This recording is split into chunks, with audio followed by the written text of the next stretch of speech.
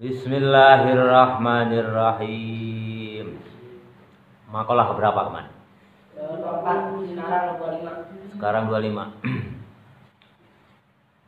Bismillahirrahmanirrahim.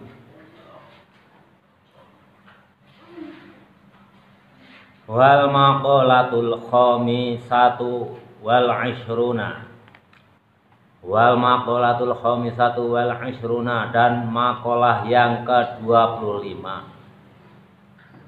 Kila dikatakan kil, buah kecil namanya pentil, batu kecil namanya kerikil, orang pelit disebut bakhil. Kila dikatakan al-mukirru bitaqsiri abadan mahmudun wal iqraru bitaqsiri alamatul qabulu. Itu makolahnya. Al-mukirru, orang yang mengaku-ngaku, bitaqsiri mengaku kurang atau merendahkan diri, artinya merendahkan diri. Ditafsir jamak qosor itu kan meringkas. Jadi orang yang merendahkan diri, orang yang mengaku-ngaku serba kurang. Al-mukiru, orang yang mengaku, bitafsiri karena merendahkan diri. Ai bil ajzi, artinya merendahkan diri, anit taati, dari taat. Abadan, selamanya, mahmudun, itu termasuk orang yang dipuji. Jadi kalau ada orang yang namanya mahmud, itu orang yang dipuji. Wal iqraru, dan orang yang mengikrarkan, bitaksiri, karena selalu kekurangan atau merendahkan diri, alamatul qabulu, itu pertandanya diterima amalnya. Jadi kalau ada orang yang mengaku-ngaku, yang mengaku bahwa dalam ketaatannya itu selalu kurang, itu pertanda amalannya itu diterima. Misalkan si fulan, saya itu menyumbang musola, ada pembangunan musola. Aduh, saya hanya mampu menyumbang 5 juta. Padahal saya punya uang 10 juta, tapi sayang yang 5 juta itu ada perlu yang lainnya. Saya masih kurang menyumbang 5 juta. Nah, itu selalu mengaku dirinya kurang. Saya itu baru mampunya puasa Senin sama Kamis, belum mampu melaksanakan puasa Dalail atau puasa Daud ya. Sehari puasa, sehari enggak. Sayang sekali, apakah ibadah saya diterima? Saya ngajinya itu masih kurang banyak. Murojaah saya itu rata-rata sehari hanya 1 jam. Seharusnya saya itu mampu 2 jam. Kalau ada orang yang mengaku dirinya itu selalu kekurangan dalam hal taat, dalam hal ibadah, itu pertanda amalnya bakal diterima oleh Allah Subhanahu wa Ta'ala. Jelas ya? Jadi kalau kalian setiap amal hendaknya yang mengaku kurang, amal saya itu sedikit sekali, rendah sekali, kurang sekali. Nah, itu pertanda bahwa alamatul qabulu, itu amalan kita itu pertanda diterima. Li'annahu, karena sesungguhnya mengaku dirinya selalu kurang dalam hal taat, isyaratun sebagai isyarah atau yang menunjukkan ila adamil ujubi, atas tidak adanya ujub atau sombong. Ila adamil ujubi, li'annahu, karena sesungguhnya orang yang merendahkan diri selalu kurang dalam hal taat, isyaratun sebagai pertanda ila adamil ujubi, kepada tidak adanya kesombongan, wal kibri, dan sombong. Jadi kalau kita serba kurang, aduh sayang ya, saya itu harusnya dalam waktu 3 tahun itu harusnya bisa 10 juz. Sayang baru 3 juz. Itu namanya orang yang merendahkan diri. atau mengaku dirinya itu masih kurang dalam hal ketaatan. Itu pertanda amal kalian itu diterima oleh Allah Subhanahu wa taala. Karena apa? Karena terhindar dari rasa ujub, terhindar dari rasa sombong, ya. Terhindar dari rasa kibir, terhindar daripada rasa riya, ya, pamer. Aduh sayang, saya itu mau meninggalkan pondok pesantren Rancang Kemit. Saya belum bisa membantu banyak terhadap pembangunan musola, ngaduk pasirnya, bawa ebelnya. Untuk itu masih ada sisa beberapa hari ini akan saya manfaatkan untuk membantu tukang. Itu merasa diri kita itu selalu kurang. Itu pertanda amalan kita itu bakal diterima oleh Allah Subhanahu wa taala. Tapi sebaliknya kalau amalan kita itu sudah merasa cukup atau merasa sudah banyak, itu pertanda apa? Ya, kita akan sombong, akan riya. Kenapa kamu si fulan ditanya, kenapa kamu kok nggak pernah sholat 5 waktu, sholatnya hanya Jumatan? Saya itu masih mending. Yang lain itu setahun sekali. Itu termasuk orang yang sombong. Saya itu masih mending, orang lain itu nggak pernah sholat. Akhirnya apa? Menutup diri kita untuk berlomba-lomba dalam hal amal kebaikan. Karena merasa diri kita itu sudah merasa berbuat banyak terhadap ketaatan. Makanya kalian jangan sekali-kali merasa diri kalian itu kalau melaksanakan hal-hal yang baik itu merasa cukup. Apalagi merasa kalian itu berbuat ketaatan sudah merasa banyak. Itu akan menyebabkan diri kalian itu terlena, tidak mau berbuat baik lagi, bahkan cenderung untuk sombong. Itu pertanda amal kalian itu akan tertolak oleh Allah Subhanahu wa taala. Jelas ya? Jadi jangan merasa cukup puas, selalu kurang dalam hal apa? Dalam hal ketaatan. Saya itu paling rajin kalau ada pengajian selalu datang. Nggak boleh. Orang yang lain itu belum tentu datang. Kadang-kadang ada 2 bulan sekali aja belum tentu. Kalau saya tiap minggu selalu datang. Itu nggak boleh. Muncul rasa ujub, takabur, kibir yang mengindikasikan bahwa amalan kita itu akan tertolak. Kalau amal kalian ya akan diterima oleh Allah Subhanahu wa taala, ya merasa kurang. Hendaklah kalian merendahkan diri bahwa amal ibadah kalian dalam ketaatan itu masih jauh dari kurang. Itu tanda-tandanya kalau amalan kalian itu diterima oleh Allah. Kalau kalian sudah merasa cukup, saya sudah merasa cukup. 3 tahun sudah hafal 2 juz, 3 juz, itu pertanda amal kalian itu akan tertolak. Itu tanda-tandanya amal yang tertolak. Kalau kalian sudah merasa cukup berbuat dalam ketaatan di jalan Allah Subhanahu wa taala. Bismillahirrahmanirrahim. Wal maqalatus sadisatu wal 'ishruna. Dan makalah yang ke-26. Kila dikatakan kufranun ni'mati lu'mun. Kufranun ni'mati lu'mun wa suhbatul ahmaki su'mun.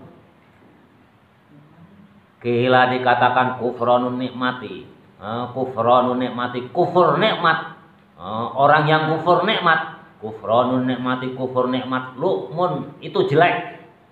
Jadi kalau kalian kufur nikmat itu jelek.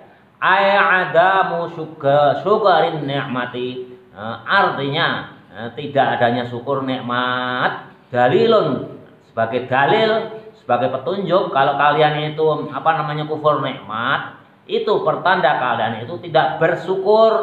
Kalau kalian tidak bersyukur, dalilun menunjukkan ala dana atin nafsi, atas rendahnya jiwa. Jadi kalau kalian itu kufur nikmat, itu adalah pertanda bahwa itu kalian tidak termasuk orang yang ahli syukur. Kalian sudah bisa pesantren itu hal yang luar biasa. Hendaknya kalian harus selalu syukur.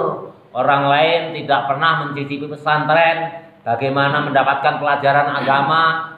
alhamdulillah saya bisa menikmati rasanya belajar agama. Orang lain kebanyakan itu tidak mendapatkan kesempatan untuk belajar agama, mendalami agama. Alhamdulillah saya itu masih, orang tua saya masih bisa memberikan bekal kepada saya walaupun sedikit. Syukur. Kalau kalian mengingkari, kenapa ya orang tua saya kok ngasih bekal saya sedikit, itu namanya kufur nikmat. Kalau sudah kufur nikmat, kalian tidak termasuk hamba yang pandai bersyukur. Kalau kalian termasuk golongan orang yang tidak pandai bersyukur, kalian itu adalah serendah-rendahnya jiwa, serendah-rendahnya derajat orang. Jadi rendah kalian itu derajatnya, jelek ya. Orang kufur nikmat itu adalah jelek. Bismillahirrahmanirrahim. Adamu syukrin nikmati, artinya tidak ada syukur nikmat. Dalilun menunjukkan ala dana atin nafsi, atas rendahnya jiwa, wasuhbatil ahmaki, dan berteman dengan orang ahmad itu kalau bahasa Jawanya itu kumprung. Wasuhbatul ahmaki, dan berteman dengan orang yang kumprung. Orang kumprung itu kalau di Sunda apa ya? Bedegong. Ya. Tahu nggak bedegong? Bedegong itu orang tahu tapi selalu melanggar. Ya. Orang minuman itu haram. Nah, sekali-kali nggak apa-apa. Nah, itu minum, itu namanya bedegong ya. Beda dengan orang bodoh. Kalau orang bodoh bahwa minuman itu haram itu nggak tahu dia. Nah, kalau kalian ada orang yang bodoh nggak tahu, yo, kenapa kamu minum? Emangnya kenapa minuman? Kalau minum minuman keras, oh itu haram, oh haram toh. Itu namanya orang bodoh. Tapi kalau bedegong, tahu minuman khamar itu haram, dia tetap melakukan minuman. Itu namanya termasuk orang yang bedegong. Makanya kalian jangan berteman dengan orang yang bedegong. Bahasa Indonesianya apa? Orang yang melanggar aturan, padahal dia itu tahu kalau aturan itu tidak boleh dilakukan. Misalkan kalian punya teman, oh kenapa kamu zina? Emangnya kenapa? Oh zina itu nggak boleh, oh nggak boleh toh. Zina itu haram, oh memang haram toh. Nah itu namanya orang bodoh, belum tahu ilmunya. Berapa kali kamu zina? Nggak tahu, udah nggak kehitung. Nah, kalau teman kamu itu memang bodoh, belum tahu kalau zina, judi, minuman khamar itu haram, tetap melaksanakan. Itu mudah nanti diampuni oleh Allah Subhanahu wa taala. Tapi kalau orang komprong, orang bedegong, udah tahu itu itu dilarang oleh agama tapi dilaksanakan, itu namanya ahmak. Bahasa Arabnya ahmak. Kalau orang Arab itu menyebutnya ahmad. Wasuhbatul ahmaki, dan berteman dengan orang yang bedegong. Wahwa, dan adapun orang yang bedegong, wadi'u syai'i, meletakkan sesuatu fi ghairi mahalihi, di lain tempatnya. Nah itu termasuk orang yang zalim ya. Nah, ini termasuk orang yang zalim, orang bedegong ya. Orang udah tahu itu larangan tapi tetap dilanggar, itu termasuk orang yang zalim. Ya, termasuk orang yang zalim. Tapi berbeda, zalim dengan ahmak itu berbeda. Orang yang belum tahu, melanggar itu juga termasuk orang yang zalim. Ya. Tapi kalau ahmak itu udah tahu tapi melanggar. Udah tahu kalau namanya nyimpen sendal yang kotor tidak boleh di dalam lemari. Nekat, nah, itu namanya orang komprong atau bedegong. Zalim juga beda, juga sama dengan ahmak gitu. Tapi kalau zalim itu cenderung untuk sebagai kata sifat. Tapi kalau ahmak itu pelakunya, ya zalim. Oh ini zalim, ini perbuatan zalim, ini perbuatan yang tidak pantas dilakukan. Tapi orangnya itu biasanya disebut orang Arab itu ahmak. Kelakuannya zalim. Bedanya tahu ya antara zalim dengan ahmak. Jadi orang ahmak itu ya pokoknya jangan sekali-kali. Bahkan Sayyidina Ali itu Jangan sekali-kali kalian itu berteman dengan orang ahmak, apalagi orang itu bakhil, orang pelit. Wah, itu penyakit yang sangat berat, itu orang ahmak yang pelit. Kenapa orang yang bakhil disebut orang ahmak? Ya karena apa? Karena hakikatnya itu segala sesuatu yang dia punya itu kan bukan punya dia. Uang hakikatnya punya Allah. Mobil hakikatnya punya Allah. Rizki apapun yang diberikan kepada seseorang hakikatnya punya Allah. Tiba-tiba menjadi bakhil. Orang bakhil itu merusak merusak situasi dan kondisi. Contoh, kalau kalian pergi, kalian punya teman bakhil, kalian berteman. Ayo kita pergi ke sana. Pergi. Itu orang bakhil itu cenderung dia nggak akan mau keluar uang dia. Dia menunggu kesempatan supaya kita terus yang keluar uang itu. Ya. Kalau misalkan ada orang pergi ke resepsi, ini kalau kalian pernah dengar nggak? Pergi ke resepsi misalkan, ngasih uang misalkan 50.000 ya, ke kanceleng resepsi itu kan ada kotaknya 50.000. Kalau orang bakhil itu pikirannya itu udah jorok, udah dagang aja. Kalau saya ngasih uang 50.000, saya harus mengajak anak dan istri saya. Supaya apa? Ameh kaharti kena makannya. Karena saya udah mau ngasih uang 50.000. Apalagi kalau ngasihnya 100.000. Di samping makan, ngajak istrinya, ngajak anaknya, pulangnya pun masukin ke kresek. Itu orang bakhil itu. Nah, nanti yang pergi ke walimatul urus setelah dia kehabisan. Karena apa? Dari orang yang punya hajatan biasanya kan menganggarkan itu ya suami istri 2 orang. Ini anak 4 dibawa semua.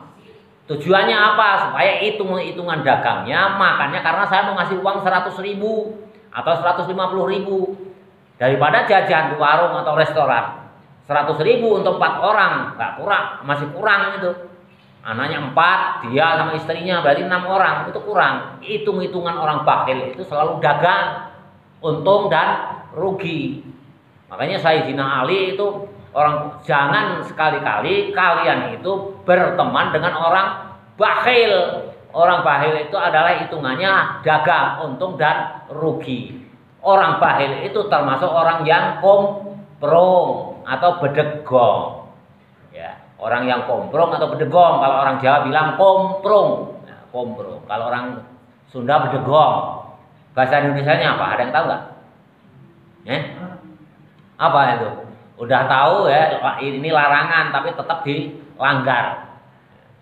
Termasuk orang fasik itu. Kalau bahasa Indonesianya apa itu? Nggak ada ya? Bukan ngeyel. Bego mah bodoh, bodoh biasa. Jahlun itu bodoh. Kalau orang bodoh dia melakukan suatu hal yang dilarang itu mudah dimaafkan oleh Allah itu.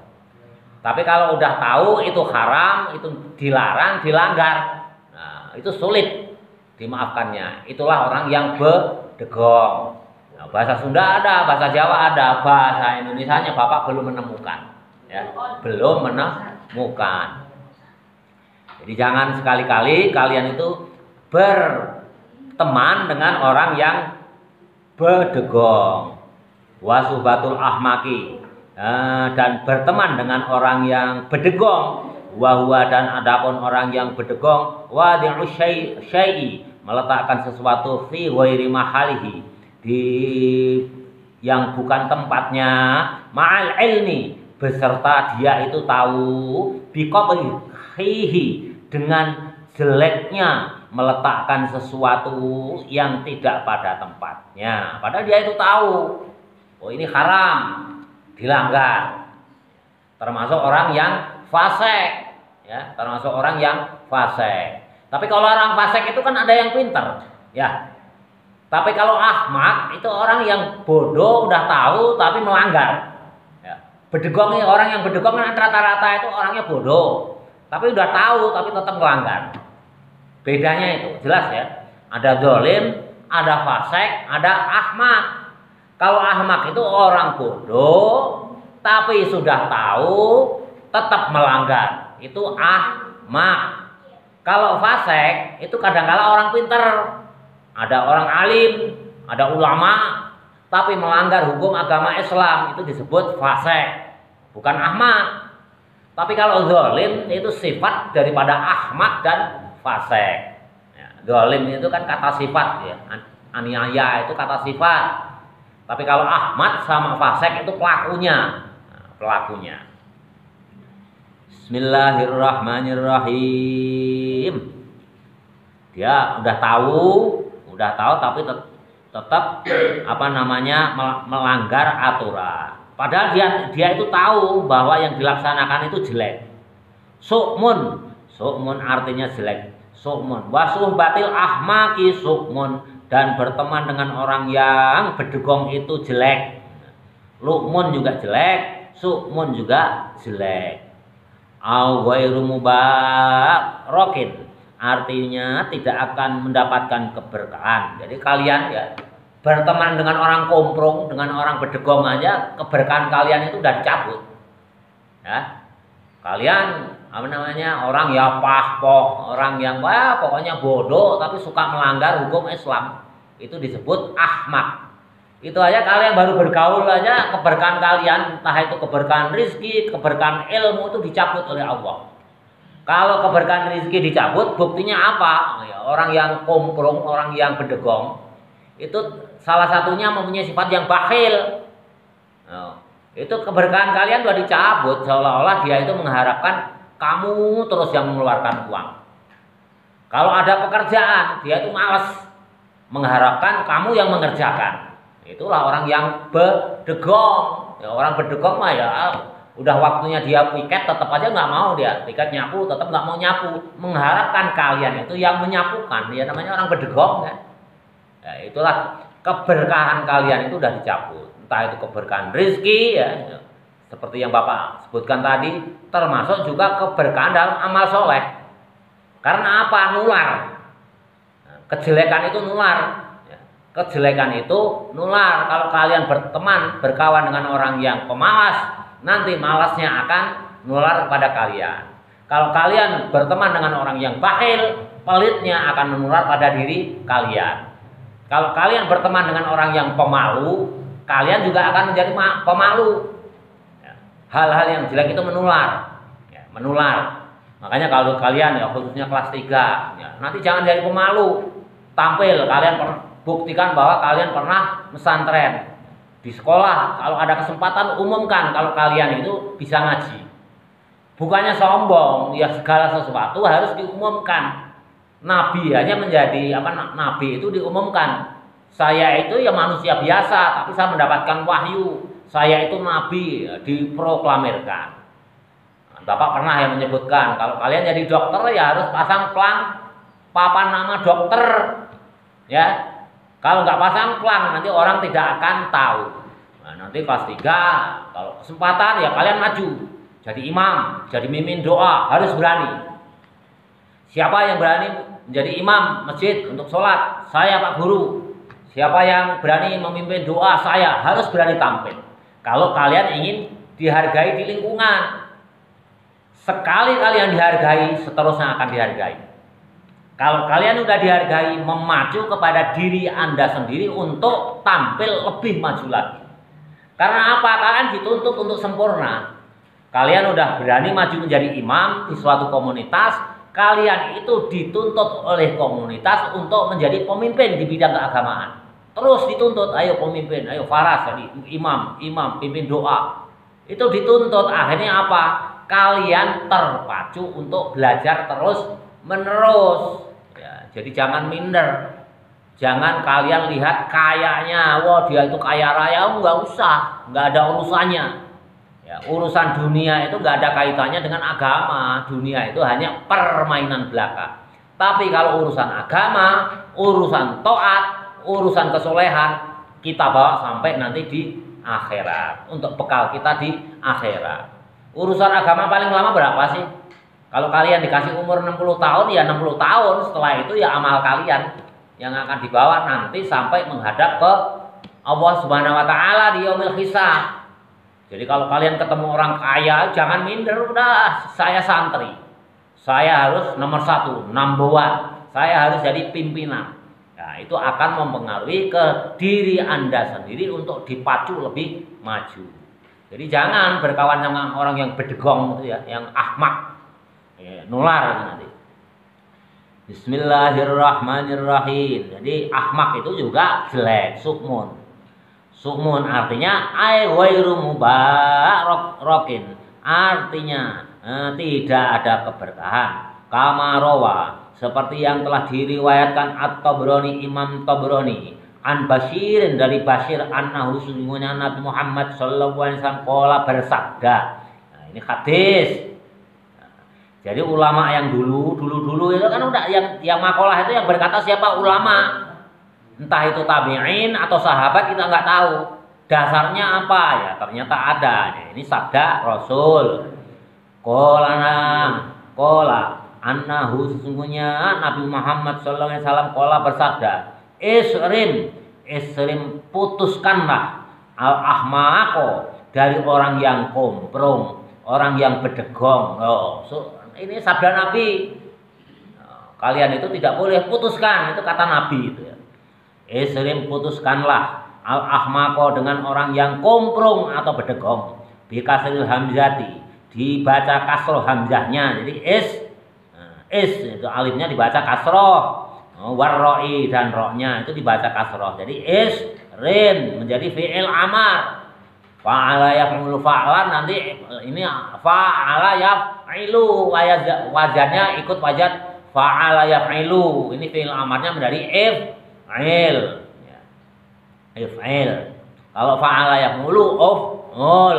Nah, itu namanya sorok.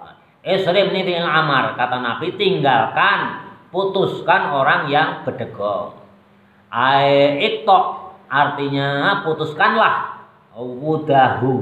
Wudahu dengan senang orang yang bedegong ya artinya menurut Imam Hajar Al-Asqalani ya, kalian itu ya hendaknya Imam Syekh Nawawi Al-Bantani ya putuskanlah dengan berkawan dengan orang yang bedegong, termasuk senang. Kalian nggak boleh senang kepada orang yang bedegong aja, nggak boleh. Menurut Imam Nawawi nggak boleh. Ada nggak orang yang bedegong kamu senang itu? Yang kamu senangi selama ini? Ada nggak? Wah, bohong kalau jawab nggak. Pasti semuanya ada. Kalian siapa yang suka dangdut? Semuanya senang. Ya, dangdut yang cewek itu termasuk orang ahmak bukan? Termasuk cewek itu ya tahu kalau dia ini melanggar aturan. You can see keleknya kelihatan, terus belang dadanya kelihatan, nyanyi di atas panggung. Kalian punya idola yang gitu nggak? Itu kalian senang terhadap orang ahmak aja, nggak boleh kata Nabi itu ya. Apalagi berkawan. Tapi tentunya ya dosanya lebih kecil ya. Kalau hanya ya sekali-kali senang ya terhadap orang yang ahmak, penyanyi dangdut. Yang dangdut ya, laki-laki ya sama aja, bukan tidak harus yang cewek yang you can see ya. Itu juga ahmak, termasuk orang ahmak. Nah, itu tentu tataran dosanya, tingkatannya kan beda. Kalau berkawan tentunya dosanya lebih besar. Kalau hanya menyenangi, nah, itu tentunya ya lebih kecil. Makanya kalau orang yang kamu idolakan itu yang ahmak, orang yang suka melanggar aturan agama, itu juga dosa. Kamu menyenangi aja dosa. Ya idola ya paling pertama siapa? Nabi. Yang kedua orang tua kita, guru kita kan ada. Idola kamu siapa? Waduh, penyanyi rock. Wah, itu aja termasuk orang yang ahmak atau bedegong. Kalau orang Jawa disebutnya komprong. Enggak boleh itu. Wal makna dan artinya la tusahibuhu, janganlah kalian menemani orang yang bedegong. Apa sih bahasa Indonesianya? Apa ya Pak? Ya, bandel itu lebih tepat.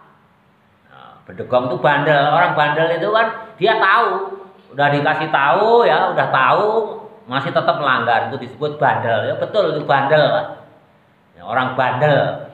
Udah tahu yang itu jelek tapi dilakukan aja terus, itulah namanya ahmak. Betul, itu bandel ya. Makasih. Bapak udah berapa hari itu mikir apa itu ahmak, itu bahasa Indonesianya. Ternyata ada bandel ya. Nah, itulah perlunya kita berteman ya. Perlunya berdiskusi. Kadang-kadang nggak terlintas di pikiran Bapak, padahal sering ya kata-kata bandel itu. Nah, tapi kalau Allah masih menutup apa itu ya, nggak ingat. Itu perlunya berdiskusi. Makanya ungdur makola wala tangdur mangkola. Lihatlah apa yang dikatakan, kalau betul ya betul. Jangan kalian melihat siapa yang mengatakan. Kalau yang mengatakan ulama, Habib sekalipun atau saya sekalipun, tapi kalau salah ya tetap salah ya. Jadi ungdur makola wala tangdur mangkola. Lihatlah apa yang dikatakan. Jangan kalian melihat siapa yang mengatakan. Perlunya berdiskusi. Bismillahirrahmanirrahim. Wal makna dan artinya la tusahibuhu. Janganlah kalian berteman terhadap orang yang bandel. Liqabahi karena kejelekannya. Halatihi keadaannya. Jadi orang yang bandel itu ya selalu jelek keadaannya. Orang yang bandel itu tidak pernah sekalipun, itu jarang sekali menampakkan kebaikan. Itu orang yang jelek, yang bandel. Orang disebutnya aja orang bandel. Nah, kesebutnya orang bandel itu selalu aja melanggar aturan. Makanya disebut orang bandel. Orang bedegong, orang komprong kalau bahasa Jawanya. Itu selalu keadaannya itu jelek. Wa awali annatiba'ah, dan karena sesungguhnya tabiat sarokotun, banyak nyurinya. Jadi tabiat, tahu nggak tabiat kalian? Tabiat itu ya kebiasaan. Oh, tabiatnya si A itu baik, tabiatnya itu jelek, tabiat itu kebiasaan. Wali annatiba'ah, dan sesungguhnya karena tabiat atau kebiasaan, sarokotun, banyak mencuri. Waqat yasraku, dan sungguh-sungguh mencuri. Tabu'uka, tabiatmu, minhu, dari ahmak, dari orang yang bandel. Artinya apa? Kalau kalian berteman dengan orang yang bandel, nanti tabiatmu itu akan mencuri tabiatnya orang yang bandel. Kalau selama ini apa? Kamu jangan bergaul dengan orang yang bandel. Bandel itu nular. Ya, kan gitu. Itu artinya suudzon kalian itu. Artinya menyudzoni orang bahwa bandelnya itu nular. Tapi kalau Imam Nawawi itu husnudzon. Makanya dibalik bahasanya itu, justru tabiat kita itu mencuri tabiatnya orang yang bandel. Tabiat, tahu nggak? Tabiat tahu nggak? Kebiasaan. Karena apa? Pada diri kita, apa? Laki-laki disebutnya apa? Turunan tabiat itu kromosom. Pernah belajar belum? Kromosom kita ada berapa? 22. Kalau perempuan apa disebutnya? Autosom. Ya. Autosomnya ada berapa? 2 kali 22 ada 44. Jadi tabiat yang ada pada diri kita itu ada 44. Gabungan antara kromosom dengan autosom berupa tabiat. Ada tabiat males, ada tabiat jelek, ada tabiat jahat. Jumlahnya itu ada 44. Ada tabiat yang soleh, yang baik-baik. Makanya kan karakter kan macam-macam ya karakter itu. 1000 orang ada 1000 karakter. Ya, ada 1 juta orang, 1 juta karakter. Jadi karakter kita, kalau kita bergaul dengan orang yang bandel, ya karakter kita yang jelek itu akan menonjol, akan mencuri karakter orang yang bandel. Ya. Kalau ibu bapak kita itu santri misalkan ya, ahli ibadah, itu harusnya yang dominan apa? Amal soleh, berbuat baik ya. Tapi sehingga di diri kita itu yang menonjol gen kita itu adalah berbuat baik atau amal soleh. Tapi berhubung kita bergaul dengan orang yang bandel, nah, bergaul dengan orang yang bandel, nanti yang menonjol harusnya kan turunan dari bapak ibu kita itu berbuat amal soleh, ya. Karena kita bergaul dengan orang yang bandel, nah ini tidak akan menonjol yang perbuatan yang baik itu. Yang menonjol apa? Ya perbuatan bandel. Akhirnya apa? Perbuatan bandel ya karakter kita, tabiat kita yang bandel ini mencuri bandelnya orang lain. Inilah hebatnya Imam Nawawi Al-Bantani. Jadi husnudzon. Bukan orang yang jahat itu, orang yang bandel itu mempengaruhi kita. Bukan nular kepada kita itu, bukan. Tapi tabiat kita itu mencuri perbuatan bandelnya orang lain. Itu husnudzon namanya ya. Jadi orang ulama-ulama dulu itu selalu husnudzon. Hanya untuk memudahkannya, orang-orang tua dulu kita itu menyebutnya, kalian itu hendaknya jangan bergaul dengan orang yang bandel, orang yang bedegong, orang yang bangor, nanti nular. Nah, berarti kita suudzon kepada orang lain, seolah-olah kamu yang menulari pada diriku. Tapi kalau Imam Nawawi enggak, justru tabiat kita itu seharusnya yang menonjol tabiat yang baik. Tapi karena kita bergaul dengan orang yang bandel, nah, tabiat kita yang mencuri kebandelan itu dari orang lain. Jadi ini husnudzon, hebatnya Imam Nawawi Al-Bantani. Jadi bukan kejelekan orang lain yang nular kepada diri kita, tapi justru karakter kita, tabiat kita itu mencuri karakter orang lain yang jahat. Sehingga yang seharusnya kita gennya itu gen yang berbuat baik, karena kita bergaul dengan orang yang bandel, akhirnya yang menonjol menjadi perbuatan bandel yang ada pada diri kita. Jelas ya. Jadi tabiat kita itu bisa mencuri. Kalau kalian bergaul dengan orang yang soleh, ya nanti tabiat kita mencuri kesolehan orang lain, sehingga kita berbuat soleh. Kalau kalian bergaul dengan orang pedit, nanti tabiat kita mencuri kebakhilan orang lain, kita masuk kepada diri kita, sehingga kita ketularan bakhil. Itulah husnudzon. Kalau kalian penyakit, jangan bergaul dengan orang lain yang jahat, nanti kejahatannya nular pada diri kita, itu berarti Anda suudzon. Enggak boleh sama Imam Nawawi. Dibaliklah, tabiat kita yang mencuri tabiat kepada orang lain.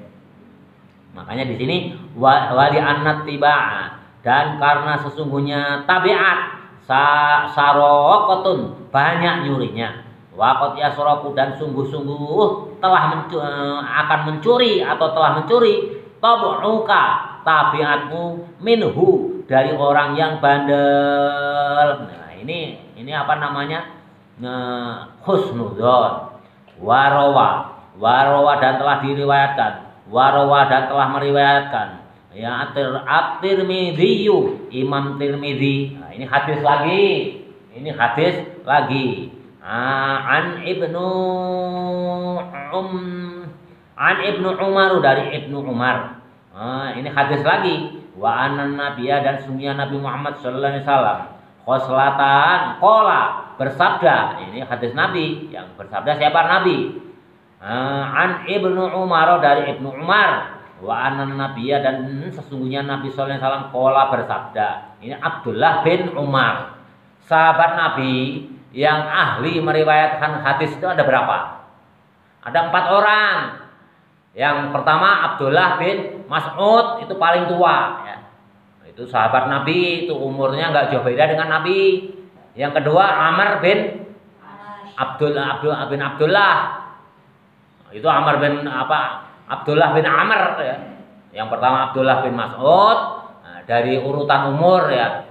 Terus Amr bin Abdullah bin Amr, terus Abdullah bin Umar Ibnul Khattab ya, berarti cucunya Khalifah Umar bin Khattab, Abdullah bin Umar bin Khattab. Jadi anaknya Umar bin Khattab. Yang terakhir Abdullah ibnu Abbas, anaknya pamannya Nabi.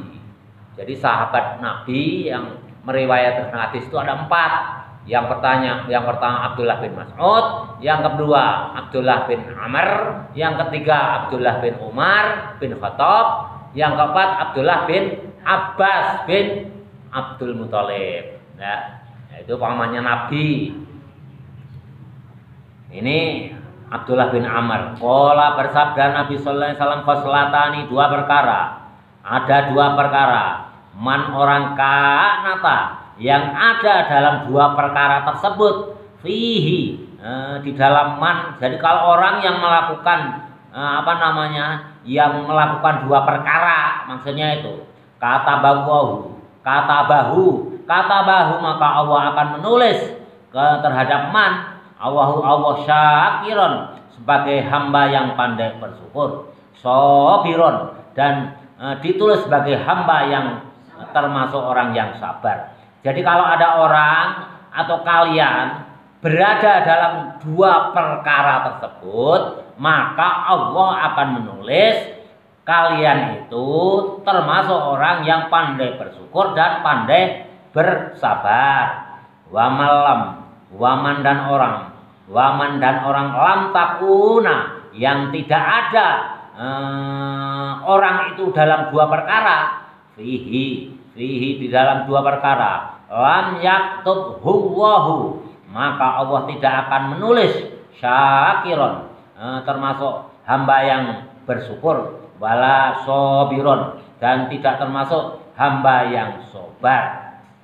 Jadi kalau kalian, kata Nabi, ya, ini namanya mukhalafah.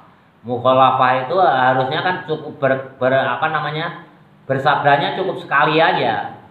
Kalau kalian ya khoslatani, ya, ada dalam 2 perkara, maka Allah akan menulis sebagai hamba yang pandai bersyukur dan sobar. Kalau kebalikannya kan nggak usah disebutin. Nabi berkata ini, sahabat itu masih tengok-tengok. 2 perkara itu apa? Saya mau mengerjakanlah supaya saya termasuk hamba yang pandai bersyukur dan bersabar. Tapi oleh Nabi dimukhalafahkan, ditunda. Wa malam takuna, dan barang siapa tidak termasuk di dalam 2 perkara, lam yaktub huwahu, maka Allah tidak menulis sakiron, termasuk orang yang bersyukur, wala sobiron, dan orang yang tidak bersabar. Man orang nadoro, yang melihat, nadoro melihat, artinya membandingkan, fidinihi di dalam agamanya, ilaman kepada orang, huwa terhadap orang lain, fauqahu yang ada di atasnya. Jadi kalau kalian, ya, Nabi bersabda, kalau kalian bisa melaksanakan 2 perkara, ada dalam keadaan 2 perkara, maka kalian akan ditulis oleh Allah itu termasuk hamba yang bersyukur dan hamba yang bersabar. Siapa itu? Man nadhara fi dinihi ilaman huwa fauqahu. Barang siapa yang melihat, artinya membandingkan, fi dinihi di dalam agamanya orang, ilaman terhadap orang, dibandingkan kepada orang lain, huwa orang lain itu dalam hal agama, fauqahu di atasnya. Kalau kalian sudah bisa melihat dalam hal bidang agama, melihat orang lain yang ilmu agamanya itu di atas kalian, dan kalian mengikuti, wah si A, misalkan kalian melihat kepada si A, wah si A itu udah pintar, hafalan Qur'annya udah 10 juz. Nah, kalian itu melihat ke atas, kok saya baru 2 juz. Nah, kalian mengikuti, oh saya akan mengikuti si A tersebut supaya saya bisa mengejar ketinggalan saya. Nah, itu kalian oleh Allah itu ditulis sebagai hamba yang pandai bersyukur dan pandai bersabar. Artinya apa? Ya artinya kalian itu selalu terpacu untuk belajar dan belajar. Artinya nanti kalian juga tidak timbul rasa kemalasan. Ya. Karena yang kalian lihat kalau dalam bidang agama itu di atas. Oh. Jangan kalian melihat ke bawah kayak tadi ya, orang Ahmad tadi. Oh, saya itu baru puasa Senin Kemis, itu aja sebulan baru 2 kali, udah mending lah. Kalau kalian melihat ke bawah masih mending, orang itu nggak pernah puasa, muncul rasa takabur. Nah, Kalau kalian melihat di bidang agama selalu melihat ke atas, kurang si B itu waduh jauh tak ketinggalan. Kalian mengikuti jejak si B artinya apa? Belajar. Akhirnya kemampuan kalian mendekati kepada si B. Itulah disebut oleh Allah kata Rasul, kalian itu termasuk orang yang pandai bersyukur dan pandai bersabar. Kalau bidang agama sebaliknya, ya, lanjutannya bagaimana? Faktada maka kamu mengikuti bihi kepada man, ya, artinya ya terhadap orang yang pemahaman di bidang agamanya, amalan solehnya di atas kamu lantas mengikuti. Wanadoro, dan jika kamu melihat wanadoro dan melihat fitun yahu, wanadoro dan melihat artinya membandingkan fitun yahu di dalam perkara urusan dunia ilaman, dibandingkan kepada orang lain, huwa yang orang lain dunahu di bawahmu, fahamidallaha, maka lantas kalian mengucapkan puji kepada Allah alama atas sesuatu, fadolahu keutamaannya man. Sedangkan kalau urusan dunia kalian harus melihat ke bawah. Kalau urusan akhirat, urusan ibadah kalian hendaknya melihat ke atas dan mengikuti, sehingga kalian akan mengejar ketinggalan kalian. Tadinya belum soleh, tadinya belum alim, akhirnya kalian menjadi soleh dan alim. Itu kalau bidang agama mengikuti. Tapi kalau di bidang dunia kamu harus melihat ke bawah, tidak boleh melihat ke atas. Alhamdulillah saya itu masih bisa sekolah, ya, walaupun sekolahan saya kayak begini.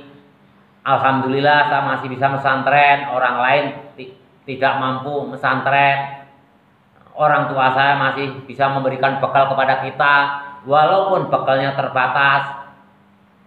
Alhamdulillah orang tua saya udah mati, ya, masih punya satu, ya. Orang lain itu nggak punya orang tua, nggak tahu. Walaupun statusnya punya orang tua, tapi nggak tahu orang tuanya di mana. Selalu urusan dunia melihat ke bawah. Hendaknya kalian itu melihat ke bawah, sehingga Allah akan mencatat kita itu termasuk orang yang syakiron wasobirun. Kalau urusan dunia itu, alhamdulillah bapak itu selalu bersyukur, nggak pernah bapak melihat ke atas itu. Saudara bapak kan kaya semua, semuanya punya mobil, hanya bapak aja sendiri ya. Dari 7 saudara bapak itu hanya satu-satunya yang nggak punya mobil itu bapak. Tapi bapak nggak pernah minder di hadapan orang kaya raya, di hadapan pejabat tinggi ya. Ada dulu direktur Bank Jabar. Selalu tegak. Karena apa? Urusan dunia bapak melihat ke bawah. Alhamdulillah bapak itu masih udah punya motor yang bagus. Itu tetangga bapak itu motornya jelek. Kalau mau pergi harus diselah. Kadang-kadang mogok. Oh alhamdulillah tetangga yang lain itu hanya punya sepeda ontel. Ya jelek-jelek bapak punya motor, ya. Itu selalu bersyukur, baca alhamdulillah. Jangan melihat ke atas. Kalau melihat ke atas kita akan ditajong, ya. Iya kan? Coba aja kalau lihat ke atas itu ditajong. Aduh itu saudara bapak itu punya mobilnya bagus, jadi pegawai gajinya gede. Apalagi yang sepupu sebapak itu gajinya 70 juta, 50 juta. Ya ke atas terus ditajong, ya udah jatuh kita, ya. Tapi kalau urusan dunia kita melihat ke bawah, senantiasa kita bersyukur atas rezeki yang telah diberikan kepada kita. Kita tidak akan minder berhadapan dengan siapapun. Ya, karena apa? Ya kita sandarkan alhamdulillah.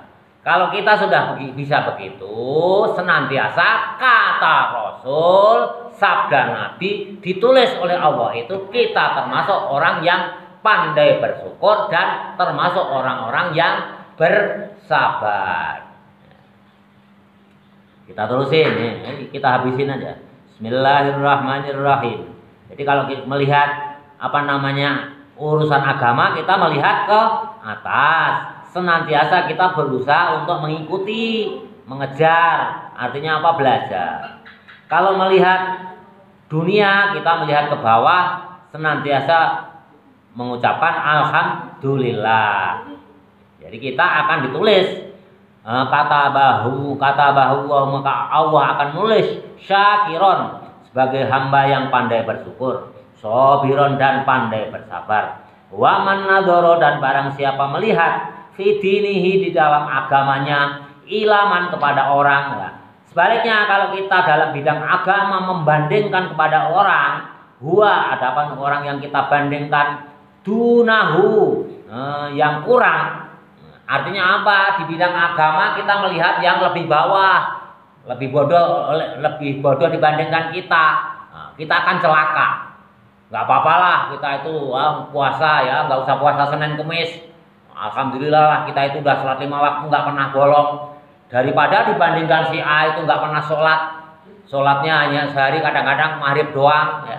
Isya sama subuh nggak sholat, masih mending saya. Nah, itu nggak boleh, ya, nggak boleh. Kalau kalian gitu melihat hal agama, melihat di bawah kalian puas, maka kalian akan rendah jiwa kalian.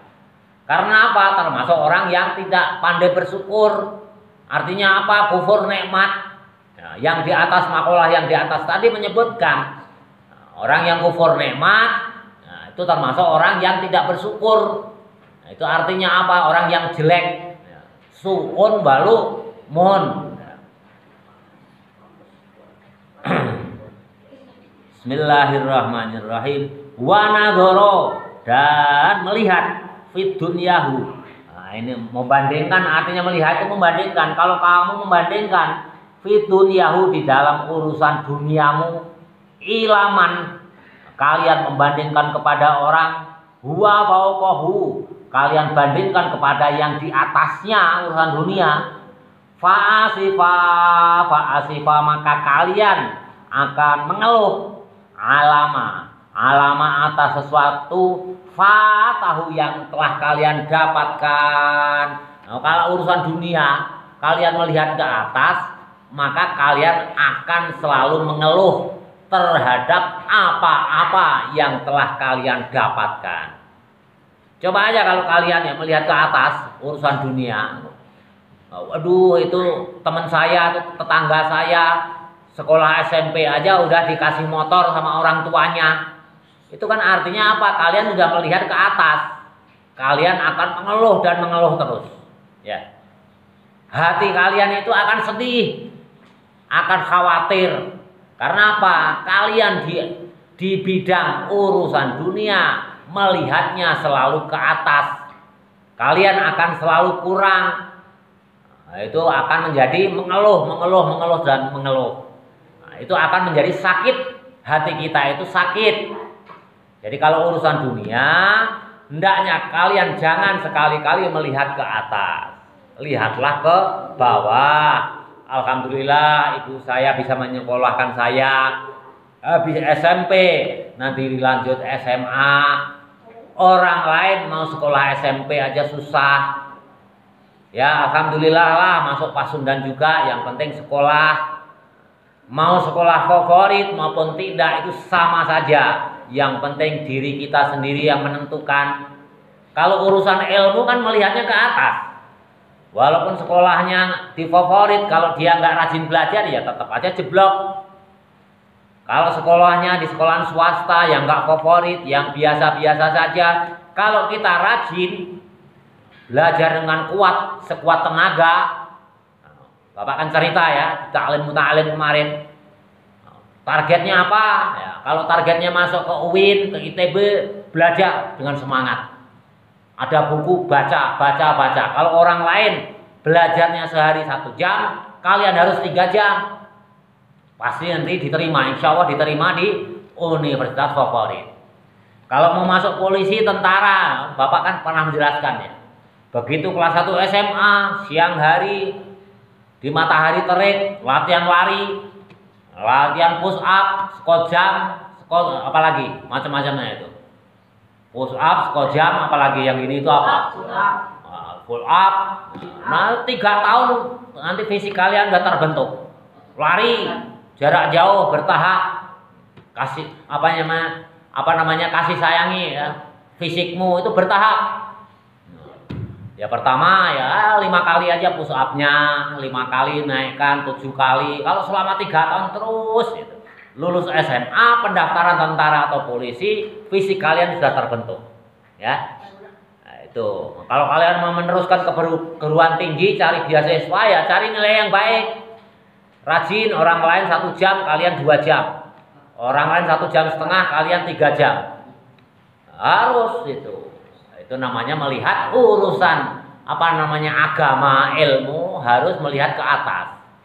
Kalau urusan dunia melihatnya ke bawah. Alhamdulillah masuk sekolah swasta juga orang tua saya masih mampu membiayai, masih mau mendoakan dengan semangat.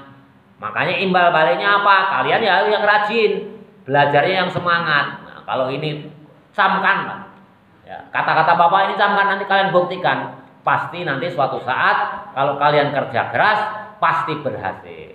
Sesuai dengan pepatah dalam bahasa Arab apa itu? Wa mal ladzatu ba'dat ta'abi. Pernah dengar nggak? Wa mal ladzatu ba'dat ta'abi. Tidak ada kenikmatan kecuali kita itu sudah berpayah-payah. Artinya setelah kita itu bekerja dengan keras. Kalau kalian letoy ya, belajarnya letoy, ya, ngelatih fisiknya letoy, kok mengharap masuk tentara atau polisi ya jangan harap diterima. Nah, itu makanya ada pepatah Arab, wa mal ladzatu ba'dat ta'abi. Tidak ada kenikmatan, tidak ada kelezatan kecuali kita itu sesudah bekerja dengan sekuat tenaga, sekeras-kerasnya. Jadi kalau hanya yang lain itu kecil lah. Favorit ini itu berapa banyak gitu, lulusan SMA favorit misalkan itu yang jadi pejabat itu sedikit sekali. Rata-rata yang jadi pejabat itu ya orang yang bekerja keras, entah dalam belajarnya, entah di segala bidangnya. Dengan kondisi kita, orang tua kita terbatas, kalau kita kerja keras, rajin, itulah yang akan sukses. Semuanya menunjukkan begitu, termasuk Pak Harto ya, yang bergelar Bapak Pembangunan. Itu anaknya petani miskin, nggak kaya-kaya amat gitu. Ya, menjadi presiden. Siapa lagi yang presiden? Gus Dur. Ya, itu santri ya, santri. Anaknya orang kaya enggak, ya. Kiai Wahid Hasyim itu mantan menteri agama, dulu menjadi menteri agama, cuman juga enggak kaya. Gus Dur itu punya rumah itu baru-baru aja. Ya. Karena apa? Mementingkan ilmu ya, pilihan ya, mementingkan ilmu dan jujur. Ya, kalau kalian ingin kaya raya ya jadi pengusaha, jangan jadi pejabat. Jadi pengusaha. Itu kaya raya, kayak siapa? Kayak Utsman bin Affan, kayak Abdurrahman bin Auf. Nah, itu pengusaha jujur, kaya raya. Tapi kalau jadi pejabat, jadi pegawai ya kayaknya kayak standar. Kalau kaya raya di bidang ekonomi uang, kalau pegawai itu terbatas. Tapi kalau pengusaha tak terbatas, ya tinggal pilihan kalian apa. Peluang yang tersedia, yang kalian yakini kira-kira yang mana? Saya jadi pengusaha, jadi pegawai, atau jadi pejabat. Tinggal milih kalian.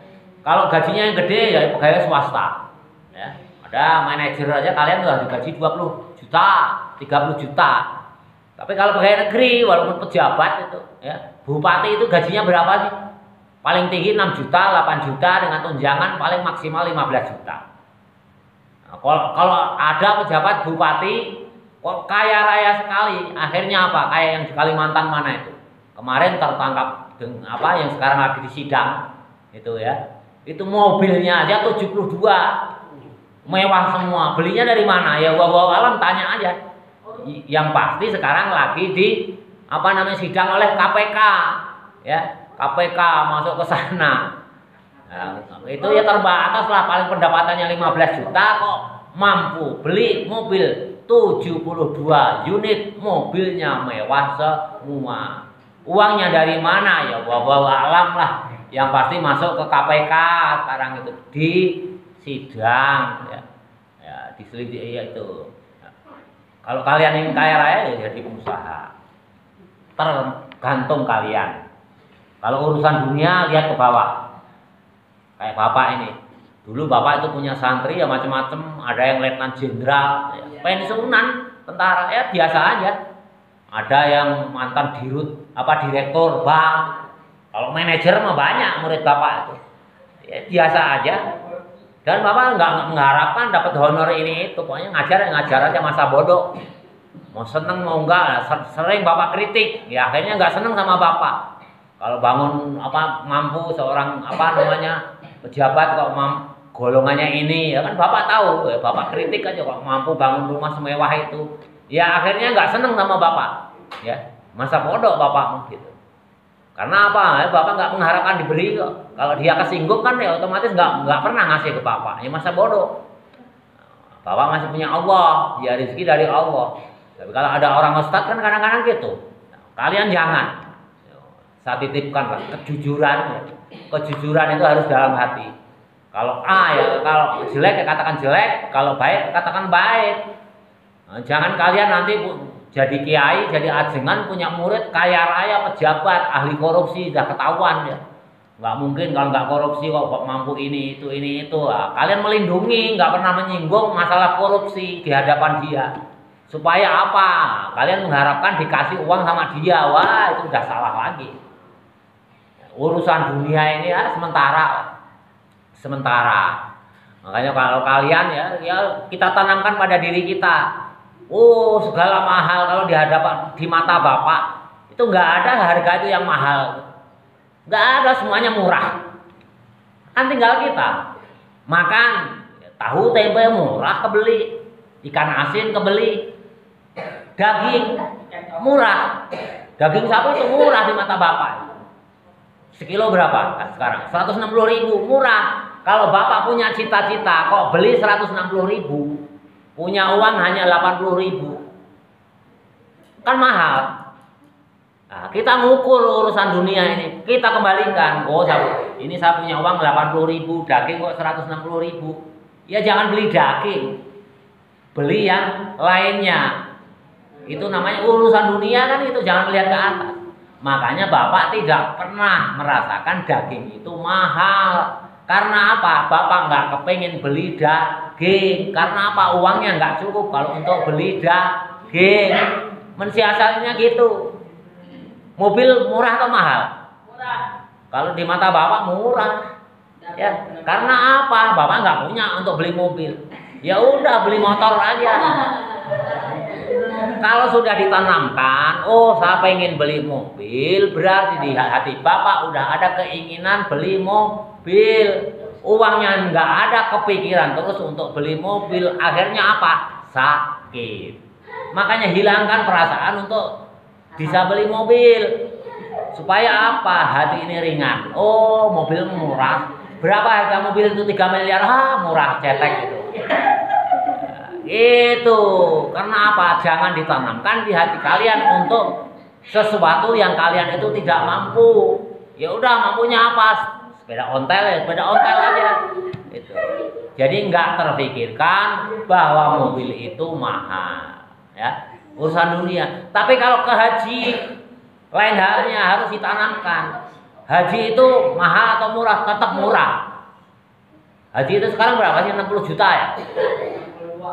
60 juta. Kalau kalian sekarang sehari 1.000 aja, bisa nggak nabung sehari 1.000? Loh, jangan ketawa.